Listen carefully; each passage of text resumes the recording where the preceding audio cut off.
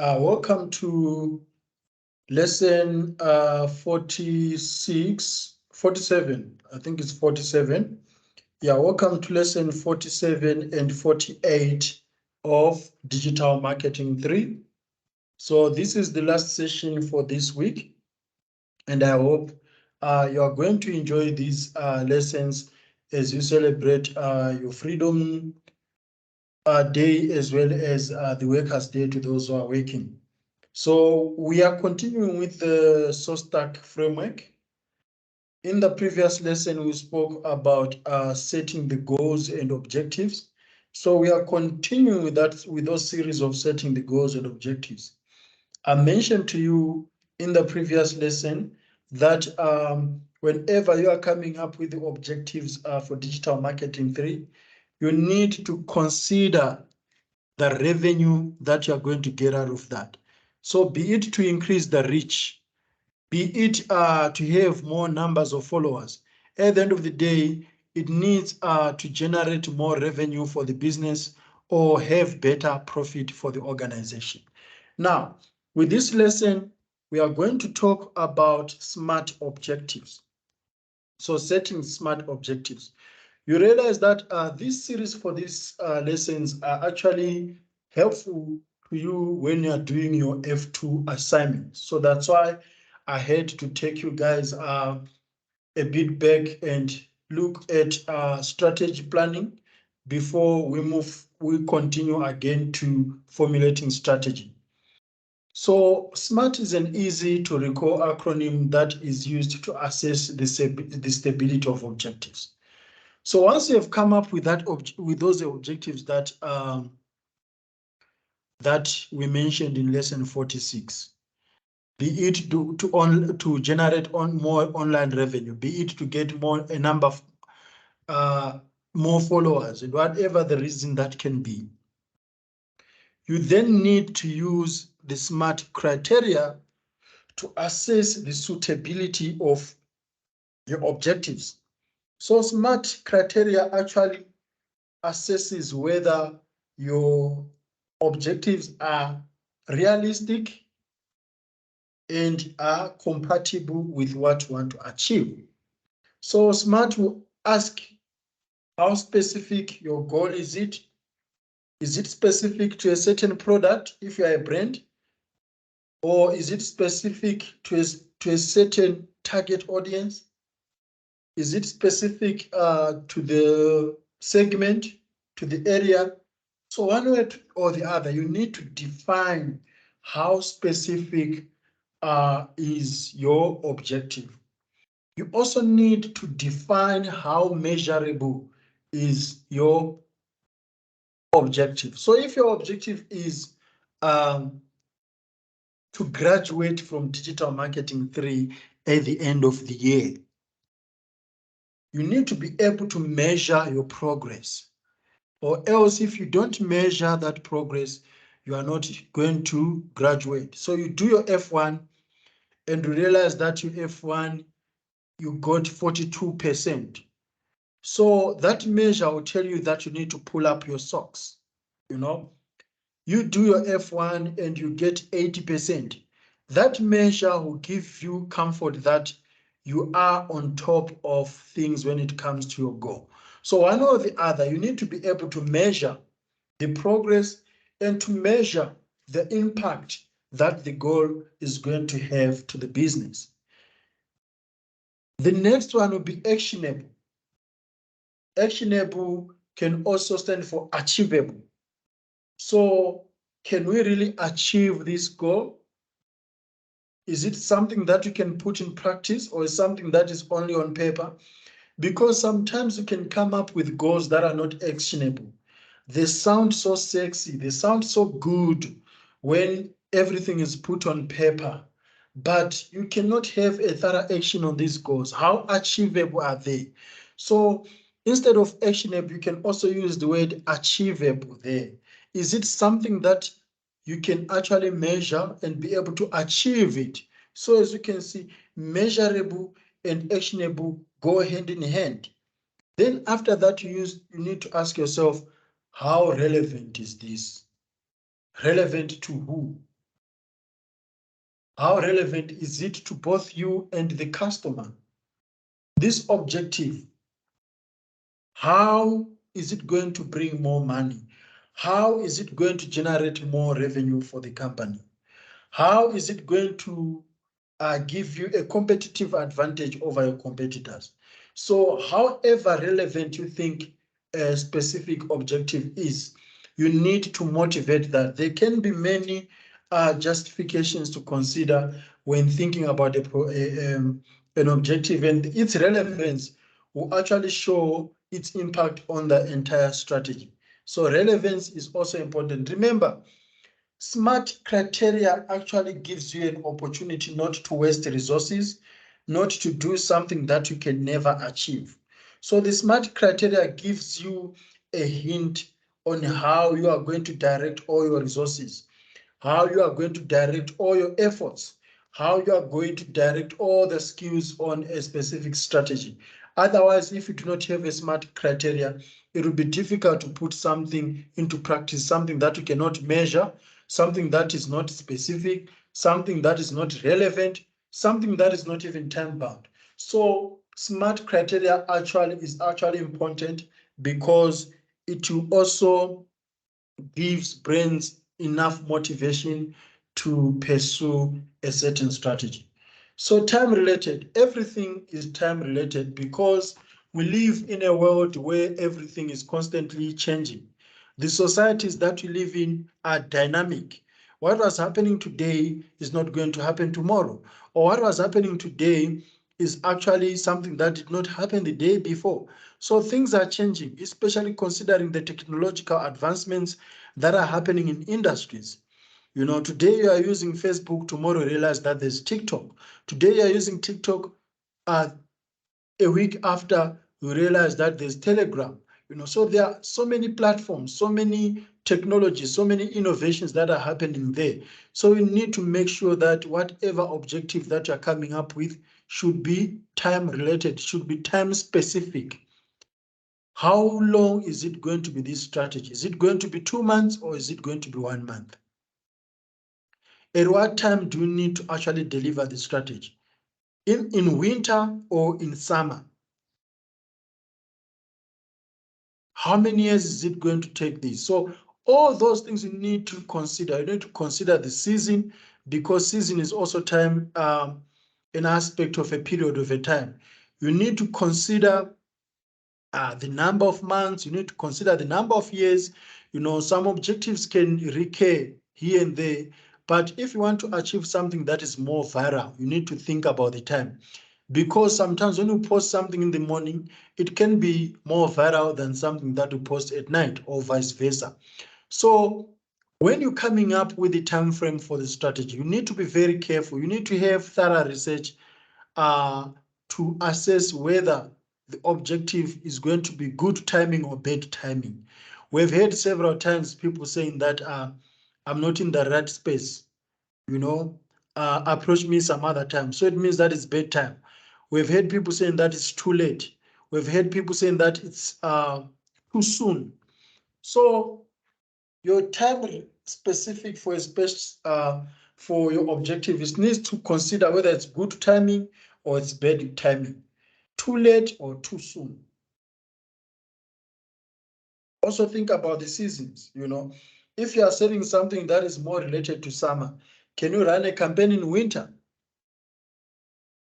So those are the things that you need to think about when coming up with SMART objectives. You know, understand your objective and assess the suitability of your objective, knowing whether it is specific, measurable, actionable, relevant, and time bound. So there's an activity, since I'm pre-recording this session for you guys, I wish you could go through we should go through the activity together in class. But since it's a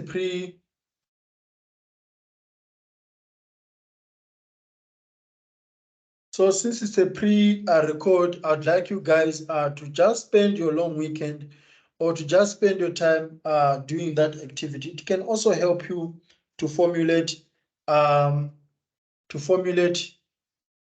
objectives that are time specific. With SMART objectives, everyone is clear on what the target is and progresses towards it. And if necessary, action can be taken to put the company back on the target. So the SMART objectives can actually give you a benchmark whether you are on the right track or not on the right track.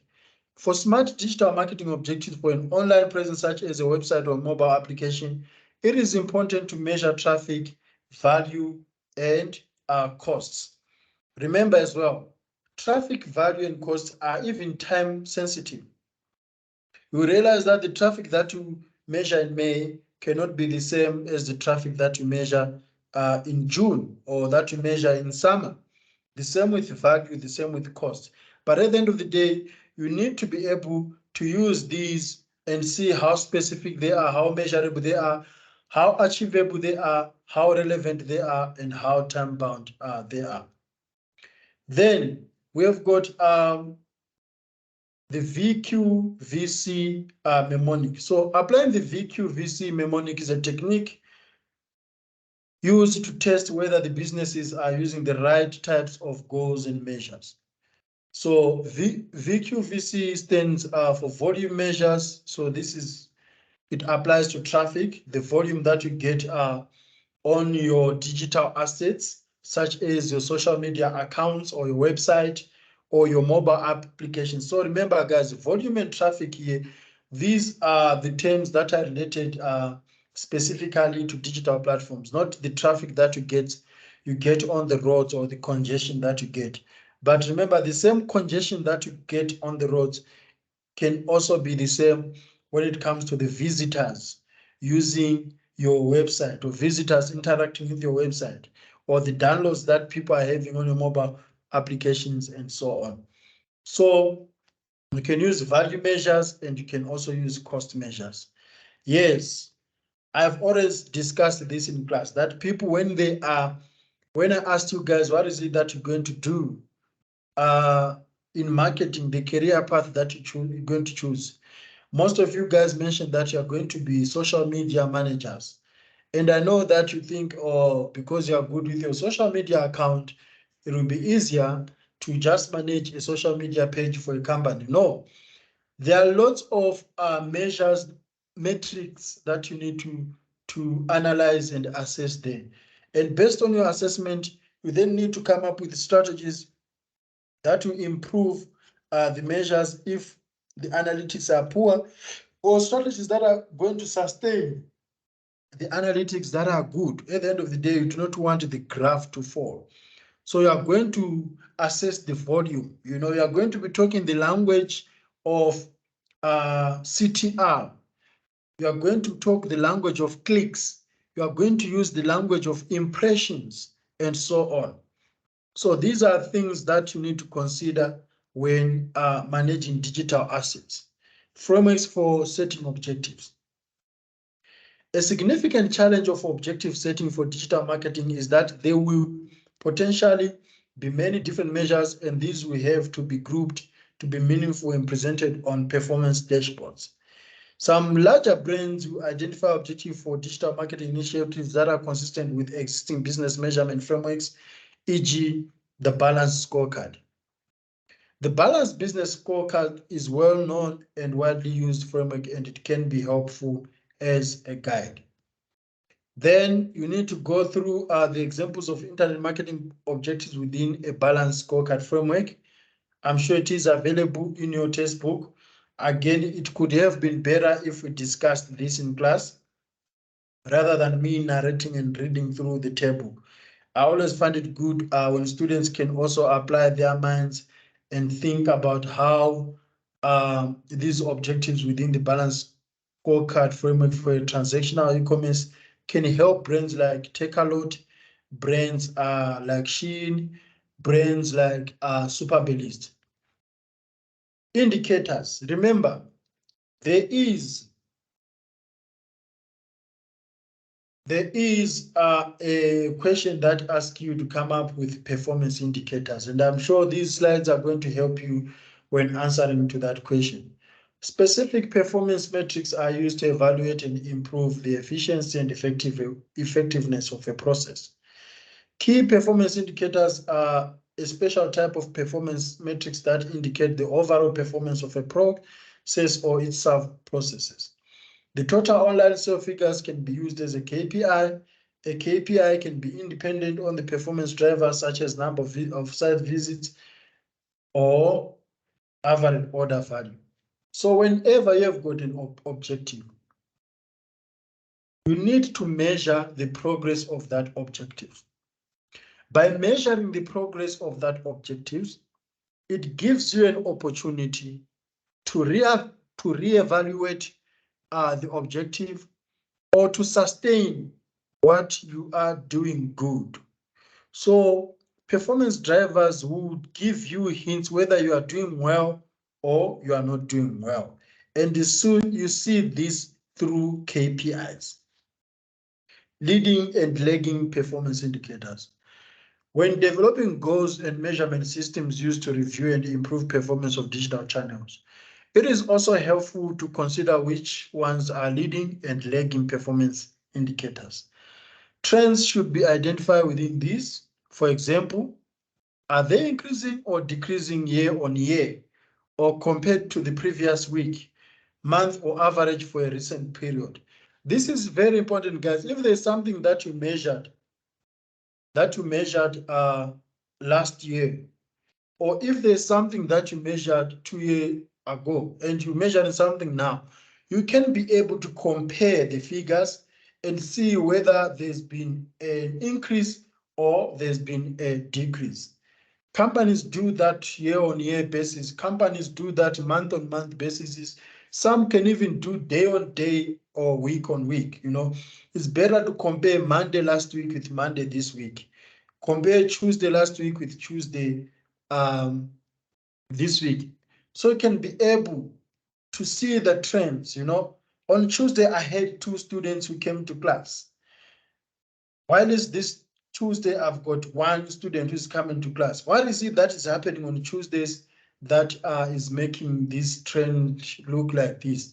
Once I can come up with the reason, then I can always be able to work to check the progress of that objective.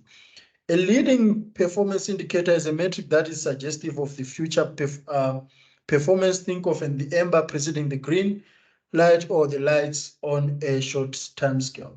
So it can also create what I would call a sequence, the same sequence that you have on traffic lights, that already would know the patterns coming out of the performance.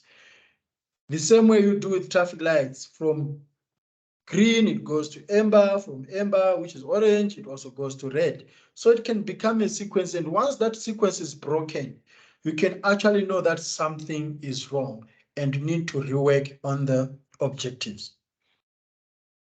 There tend to be fewer leading performance indicators, but this can be applied to e-commerce.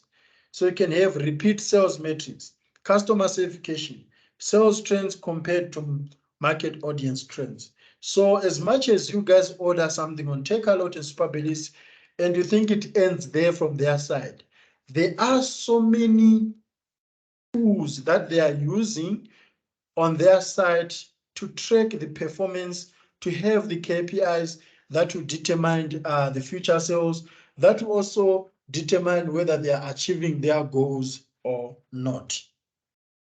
Lagging performance indicators is one way the measure indicates past performance. Lagging indicators enable corrective action to be taken. Lagging performance indicators for a transactional sales side, it can include sales volume, revenue and profitability, cost per acquisition, and conversion efficient metrics. Are there any questions? If there are any questions, please don't hesitate to ask me next week or even tomorrow in class. Don't forget to ask me that. Otherwise, meet you guys tomorrow morning and those are not going to make it tomorrow morning, we can meet on Tuesday. Remember, on Tuesdays online sessions. So I'd encourage everyone to participate, to join online, because I normally have poor attendances online. I hope you enjoyed this session. And if there are any questions, I repeat again, if there's something that you'd like to discuss, to add on, or to subtract, let me know. By the way, so this session was supposed, these lessons that we've discussed from lesson 43 to lesson 48, we're supposed to cover them during the break. So I've managed to introduce them now, and next week we are going to continue with strategy formulation. So we are going to continue to unpack decision 3, if I remember. No, we have done decision 3, which is target marketing. So we are going to unpack decision 4 of strategy formulation. On decision 4, we are going to be looking at value proposition and how your strategy, all these objectives that we are talking about and all the options that you have can offer a competitive advantage, or can differentiate your brand from other brands. So this is exciting, guys, because it talks about strategies, and these strategies, you can not only develop them once you are working in the industry, but you can always apply these concepts in your real life situations, especially Mjolo. Mjolo wants people who are very active, who are very clever. Otherwise, if you do not have smart objectives, if you do not have a good strategy, if you do not apply your source tag, it's easy to be hurt. Anyway, good luck, guys, and enjoy your other studies. Thank you.